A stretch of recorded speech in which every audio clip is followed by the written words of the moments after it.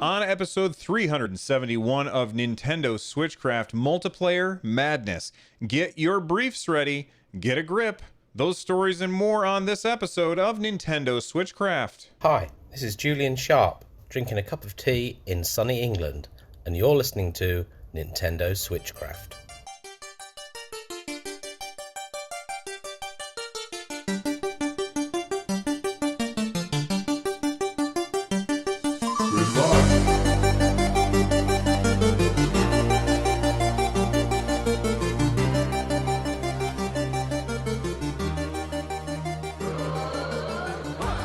Hey everybody, welcome back. SwitchCraft is brought to you live every Monday, Wednesday, Friday, Saturday. Tune in live over at twitch.tv/runjumpstomp. This episode of SwitchCraft is made possible by patrons like Door to Door Geek. Get SwitchCraft and my other content for as little as $1 by joining the Patreon over at patreon.com/runjumpstomp. And if you want to leave a voicemail like the one at the top of the show, you can do that too by heading on over to runjumpstomp.com/voicemail from any device, and I may even play it on the show. Real quick, I want to talk about, don't forget to nominate SwitchCraft for the Podcast Awards by heading on over to podcastawards.com. You can sign up and nominate the show right over there. It would be amazing if you guys did that. So a big thank you to everybody who's already done that. I just hit my microphone.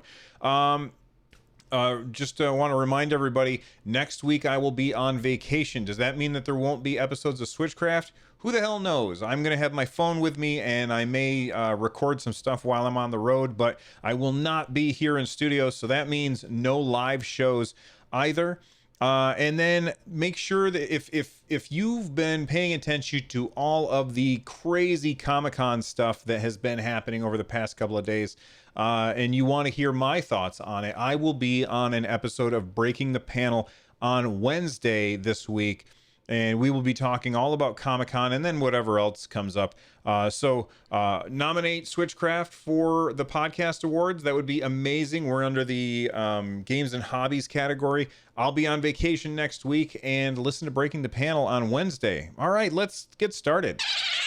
Let's start with, I want to do an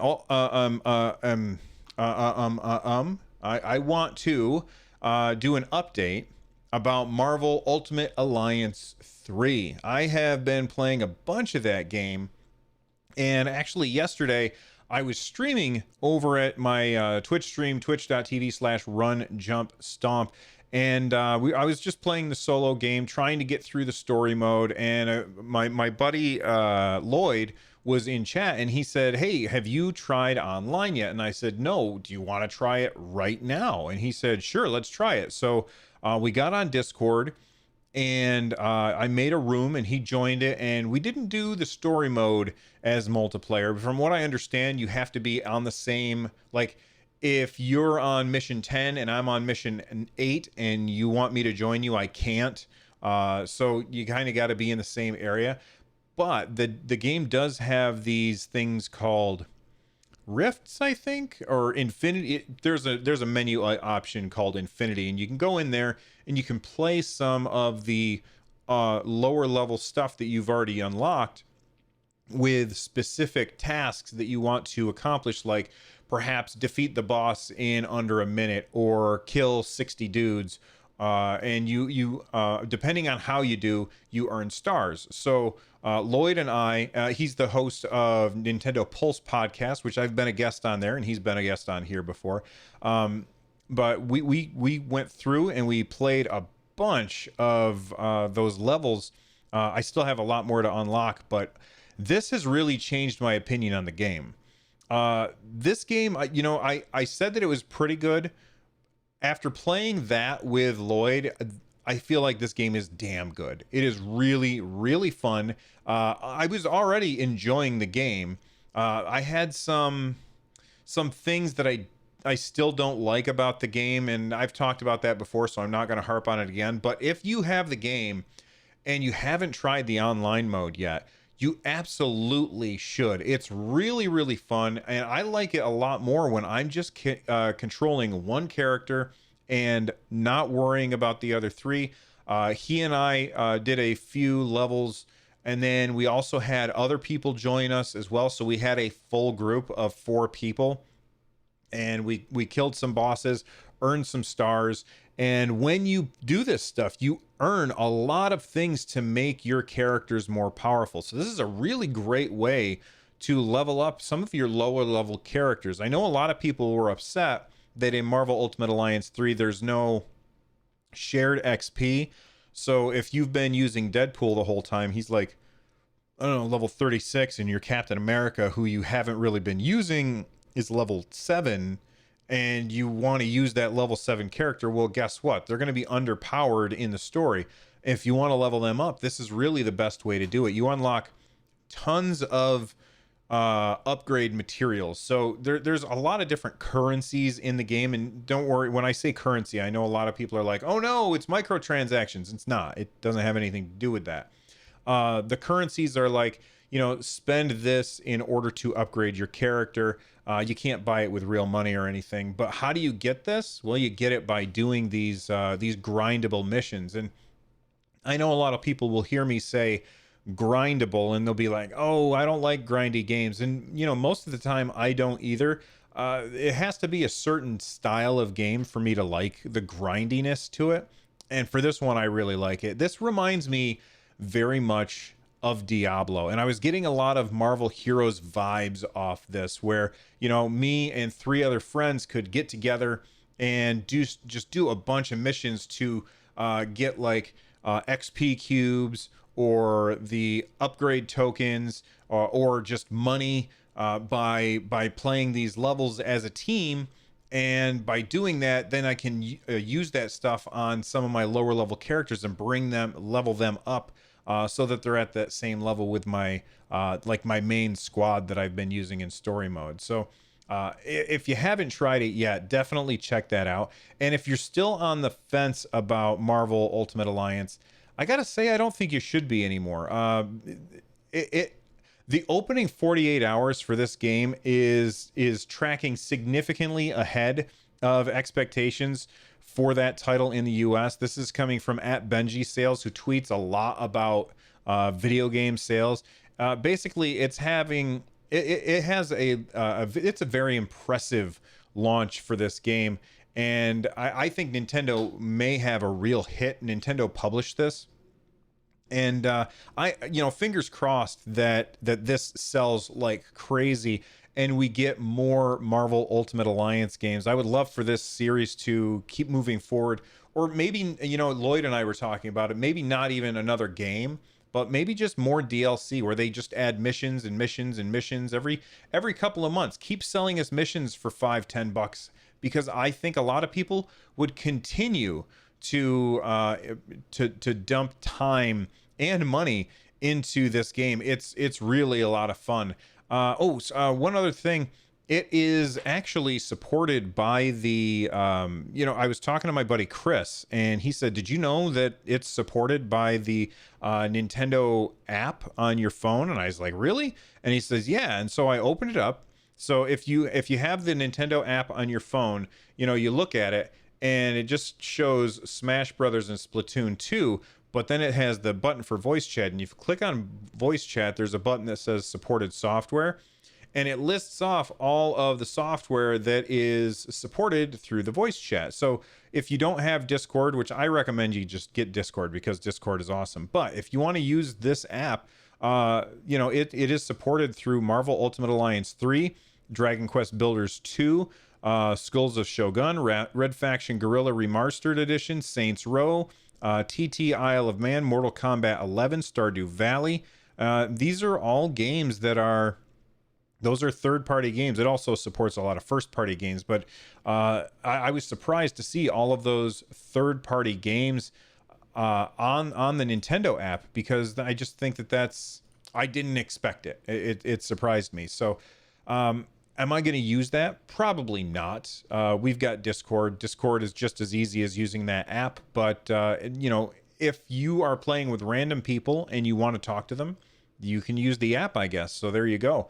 Now, if you have not picked up Marvel Ultimate Alliance 3 yet, I've got a deal for you. All right. I tweeted this out this morning. If you don't follow me on Twitter, the username is at RunJumpStomp, of course. And if you have not yet picked up Marvel Ultimate Alliance 3, I think it's pretty great. You can get $10 off if you're an Amazon Prime member by following the link that I tweeted out. You can find a link to the tweet in the show notes, or you can just follow me on Twitter at RunJumpStomp. And basically, the game is usually $59.99, and for the physical copy, if you're a Prime member, you get it for $49.99, which is pretty damn awesome. Now, some of you might be saying, well, Bill, I'm not a Prime member. That's okay. There's also a link in that tweet which will sign you up for a free month of Amazon Prime. So I'm assuming that you can take advantage of this deal through a free month of Amazon Prime by going there, clicking on the link. It does support the show, and then you can get your game for $10 off. I mean, that seems like a win-win-win. I will say this. I think that the file size for... Let me go to Nintendo.com real quick. I want to see what the file size for Marvel Ultimate Alliance 3 is. Bringing that up right now. And it's loading, and it's going very slow. My gosh. Come on, load up. Oh my gosh. Oh, they've got a lot of crap on the screen here. I just wanted to see how much it is. Maybe it's under customer support? Nope. That's weird, because other games, they have... Oh, maybe under buy now. Here we go. Retail edition. It doesn't say how big the file size is. And they usually have the file size right there. I don't know how big it is. But anyway, if you're looking for a physical copy, make sure you buy it through that Amazon link, and you can get $10 off because, you save some money. I ended up getting it through the Nintendo Vouchers program from Nintendo Switch Online. So I felt like that was a pretty good deal for me. But there you go. Save some money if that is a game that you are interested in. Since I bring it up, file sizes, I want to talk about Wolfenstein Youngblood real quick. Wolfenstein Youngblood is now available for you to pre-purchase on the Nintendo Switch eShop, and I'm going to bring that up on the screen right now if you're watching over on the YouTube channel. Oh, by the way, if you're watching on YouTube, hit that like button right down below, and don't forget to subscribe and click the bell. You guys know what to do on YouTube. But if not, you can just look this up yourself by going to Nintendo.com and then looking for Wolfenstein Youngblood. The file size for Wolfenstein Youngblood is 20.6 gigabytes. 20.6 gigabytes. Does that seem pretty crazy to you? I mean, I don't know how big of a game this is, but...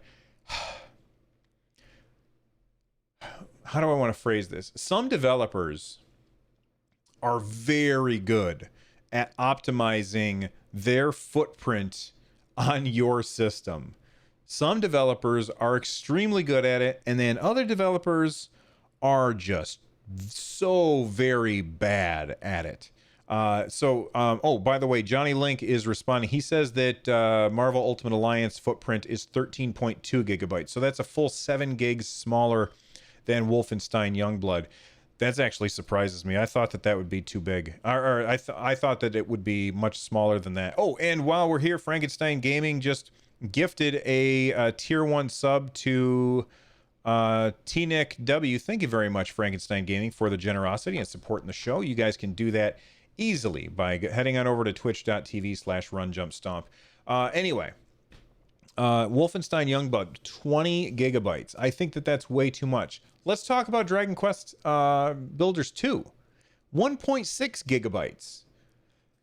Do you guys see the disparity here? And now I understand that in Dragon Quest Builders 2, there's very little, if any, like audio dialogue, which I don't know if you guys are aware of this or not, but audio is a huge portion of a game's file size, is how much dialogue does it have. So for instance, a game like Elder Scrolls Online, which has voice acting for like every character in the game, I think it's like over 100 gigabytes for that game. Final Fantasy 14 has lots and lots of spoken dialogue in the game, and that means that it's a huge, huge game.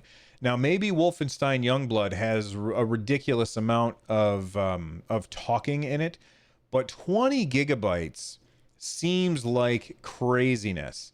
So I don't know how I feel about this. I think that that's way too big, and Nintendo needs to work with these companies who are publishing games on their platform, and they need to work with these companies to find how to make these games take up a lot less space, because some of them are just way too big.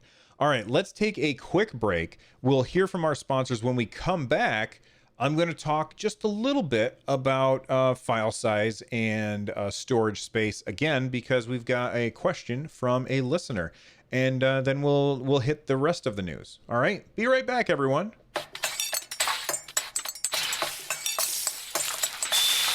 Okay, I got an email from Nick, and Nick said, hey, Bill, I remember you said you bought a 400 gigabyte SD card. Was it the SanDisk Extreme? It's currently $93 on Amazon. Thank you for your time. No, that is not the SD card that I got. The one that I ended up buying is the SanDisk Ultra. It says SanDisk 400 gigabyte Ultra micro SDXC UHS-1 memory card with adapter. And then it's got a bunch of other crap on there after that. And it is currently $58.62. Now, I don't know. I don't think that this is a sale price. So I don't know which one you're looking at. The SanDisk Extreme. That seems like double the price almost. That seems bananas to me. But if you want the same one that I have, and I can tell you that I'm very happy with the one that I have, 400 gigabyte card, which is important when you do a lot of digital stuff, and games like Wolfenstein Youngblood are 20 damn gigs. If you're looking for that, then you can use the link in the show notes, and which you can find over at runjumpstomp.com. This is episode SwitchCraft 371. And you can have the same one that I have. They also have a 512 gig one for $150. That seems like a ridiculous bump in the price when 400 gigs is $58.72. Mikey be playing in chat says maybe it processes data way faster. Extreme. I don't know. This is I will admit that I don't know a lot about SD cards, but I think that when you're looking at an SD card, it says, if you're looking at the video, then you can see what I'm talking about. But if not, look at an SD card, and when you're reading it on the right hand side, on the left hand side, it'll say how big it is, and on the right hand side, it'll say micro SD XC, and then it will have like a little bucket with a 1 in it, and then underneath that it will have, or with a number in it, and then underneath that it will have a Roman numeral, and I think the Roman numeral is the speed, and you want to have like a type 1, I believe. I knew this, I don't know, a very long time ago, probably 2 years ago, when we were first talking about buying SD cards for our Switch, when I did some research on it. So a lot of this stuff is, what's the word I'm looking for? Kind of cobwebby in my head. iCase81 says class 10 U1 A1. That's what you want. You want class 10 U1 A1. I don't really know what that means, but I know that that's a fast card. Class 10 U1 A1. And okay, if you look on the bottom of your SD card, it has a C with a 10 in it, the one that I have. And then to the right of that has A1. That's what you're looking for to have the fastest response time, because you don't want to have a slow card. A slow card is going to cause your load times to be slower, and I don't think it'll cause like lag or anything, but it'll just mean that your stuff doesn't perform as well as it could. Okay. We've been talking about Joy-Con drift a lot, and on the previous episode I was going to talk about this lawsuit, and we went there and the website was down, so we couldn't talk about it.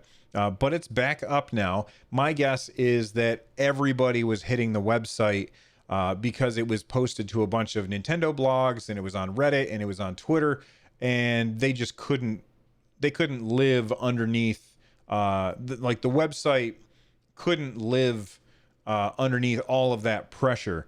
So it's back up now, and it's Chemicles, Swartz, Kreiner, and Donaldson Smith is the website, chemicles.com. And it says right here, CSK&D has filed a class action lawsuit against Nintendo of America for claims relating to alleged defects in the Joy-Con controllers that are part of the Nintendo Switch gaming console. The complaint, filed in the United States District Court for the Western District of Washington, alleges that the joysticks of the Joy-Con controllers are defective, leading users to experience drift issues. Specifically, the complaint alleges that the joystick on the Joy-Con controllers will automatically register movement when the joystick is not being controlled by the user and interfere with gameplay. The complaint, filed on behalf of purchasers of Switches and Joy-Con controllers, brings claims under various consumer protection statutes, as well as various warranty and common law claims. So if you want to join this lawsuit, you go to the link in the show notes and you can type in your stuff, and they ask questions like, what is your name? What is your email address? What state do you live in? What is your phone number? When did you buy your Switch? When did you buy your controllers? When did the drift start happening? Have you contacted Nintendo about this? If so, what did they say? And then describe your problem below. And if you want to see the actual complaint, you can click on that and it'll take you to the actual legal document about it. I'm not going to read through this because it is outside of my purview. It's not something that I would understand anyway, but I just wanted to let people know about it. So Mikey B. Plan's asking, did I sign up for the lawsuit? I did not.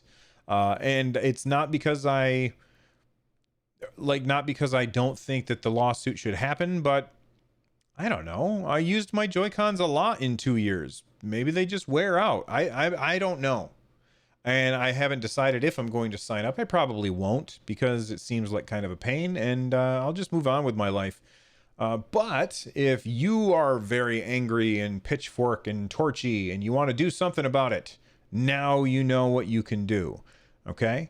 All right. Let's talk about some game sales. Oh, no, Mario. We've got to do something. I got it.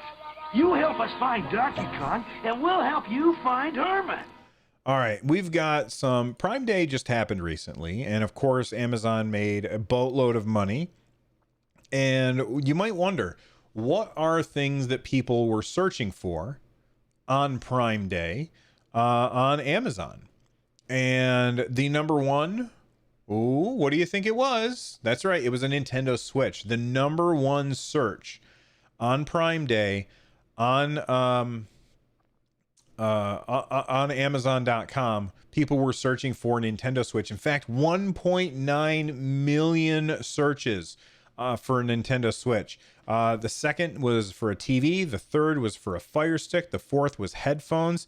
For some reason, the fifth was an air fryer. I don't even know what the hell an air fryer is. Number 6 was an Instant Pot. 7 is a Fitbit. 8 is wireless earbuds. 9 is a Ring doorbell. 10 is an iPad. The only video game thing on here is Nintendo Switch, and it's at number 1. That is really, really surprising. This source for this is Hitwise US via Amazon internal searches from July 15th to 16th versus the previous year. And it's pretty impressive. Res TV in chat says most of the Switch searches were me. Sorry about that. There were very few games on sale. If you were looking on there for Switch games on sale, you were very disappointed on Prime Day. So don't feel like you missed out. But it was kind of a terrible sale if you were somebody who was interested in picking up Nintendo Switch games. Speaking of picking up a Switch, Right now there's a username on Twitter named @MattMakes1990, and they are making this thing called a grip clip, which actually looks pretty damn cool. I'm going to say it looks really fantastic, actually. It is basically for your Joy-Cons. It's like little handles for your Joy-Cons, but it doesn't get in the way of the Joy-Cons hooking up to the Switch, which is a pretty neat little trick. I think that they look really, really nice. It's coming to Kickstarter, and he said in 4 days. Oh no, in 2 days, and that was 6 hours ago. So in a couple more days, it will be on Kickstarter. I will share the link with you on whatever episode that it happens to be. It seems to snap on there pretty well, and it looks really, really comfortable. I'm interested in trying this out. I know that there's a lot of people who will say, Bill, you should check out the Satisfy grip, and I may at some point, but the Satisfy grip just looks so big and bulky that I don't know that it's something that I would want to use. This seems really good because I can still easily dock the Switch without how do I want to say this? I can easily still dock the Switch without removing the Satisfy grip. So I find the grip clips to be something that's very, very interesting to me. And when I know more about it, I will let you guys know about that. I think it looks cool, though. I wonder if it'll come in different colors and stuff. That would be awesome. Okay, let's go to the feedback. We've got a tweet that came to. Oh, actually, I tweeted out what genre I asked you guys. I'm having trouble talking today, guys. I'm really having trouble. Let's get this under control, Bill. I asked you, what genre do you think Splatoon universe would fit into really well? I talked about how it would be cool to have an ARPG with 4-player co-op, kind of like Diablo or Marvel Ultimate Alliance, but featuring Splatoon characters and stuff. We got a couple of replies. One person, Johnny says real-time strategy or maybe a MOBA. Captain Logan says, I wouldn't mind seeing a cool 2D platformer, kind of like Rayman. Jay says, its focus on capturing territory would work well. This is probably the most original idea I've ever heard for Splatoon. But Jay says, its focus on capturing territory would work well as an augmented reality game, kind of like Minecraft Earth or Pokemon Go, where you could leave virtual graffiti all over the city for people to find and add to. And I think that is one of the coolest ideas I've ever heard, and is like, if you can find a way for these pieces of virtual graffiti to be, what's the word I'm looking for, moderated, so that they are, good, clean fun, so that when, Junior looks at it, he's not seeing awful things, then I think that that's a wonderful idea, Jay. So if you guys have more ideas, let me know about that. But I thought those three were the ones that jumped out at me the most. I would love to see this weird virtual augmented reality game. All right. We've got one more email. This one comes from Vincent. They said, hey, Bill, I had a thought about mobile ports. What would you think about Nintendo releasing their first-party mobile games like Super Mario Run, Pocket Camp, Dr. Mario World, etc. on the Switch? The eShop seems to be flooded with mobile ports anyway, but Nintendo's are noticeably missing. The only one that goes between the eShop and iOS is Pokemon Quest. It might be fun to play some of these games on the Switch instead of on the phone, especially for those who don't like touchscreen controls. Thank you. I don't know. Maybe. I probably still wouldn't play them because I don't like the monetization models. That being said, I always like for people to have the option to play the game that they want on the platform that they want. So I guess I couldn't argue against doing this. But it certainly isn't something that I'm interested in. Anyway, thank you for the email, Vincent. And earlier, Nick emailed, and then everybody who tweeted at me. So listen, if you want to email me or tweet at me or any of that stuff, it's super easy to do. Use runjumpstomp@gmail.com to email me. I'm at runjumpstomp on Twitter. Use the hashtag Nintendo SwitchCraft. And let's button up this show. If you want to become a part of the community, join our community of a whole bunch of people. There's hundreds of us over at runjumpstomp.com/discord. You can also watch the show live over at twitch.tv/runjumpstomp every Monday, Wednesday, Friday, and Saturday. And if you want to support the show, easy to do, runjumpstomp.com/thank you. And for more content like this, check out runjumpstomp.com/shows. The music you're hearing right now is Corneria's Star Fox remix by Noteblock. It's a great song. Make sure you check out all of their stuff on their YouTube channel, which you can find a link to in the show notes. I'm out of here. Bye-bye, everybody.